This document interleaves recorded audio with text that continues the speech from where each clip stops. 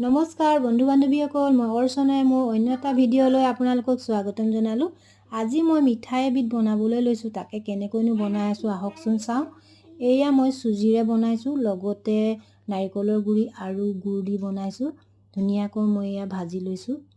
এয়া ভাজি হৈছে মোৰ, তাতে গোন্ধটো ধুনীয়া হ'বলৈ মই ঘিউ অলপ দি দিলোঁ আৰু লাগি যাব দিয়া নাই। মই কম জুইতে বনাই আছোঁ আৰু অলপ পানীও দি দিলোঁ আৰু লগতে গুড়খিনি দি দিছোঁ। এতিয়া ভাজি হৈছে মোৰ ধুনীয়াকৈ আৰু বেলেগকৈ কাঁহী এখনত মই ঘিউ অলপ সানি লৈছোঁ আৰু গোটেইখিনি এতিয়া উলিয়াই মই লাড়ু নিচিনাকৈ বনাই ল'লোঁ।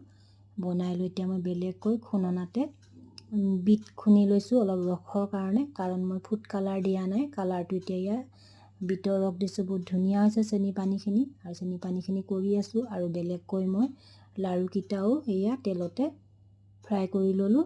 কৰি লৈ সেই মই চেনি পানীখিনিতে দি দিলোঁ। এয়া মোৰ মিঠাই ধুনীয়াকৈ হৈ গৈছে।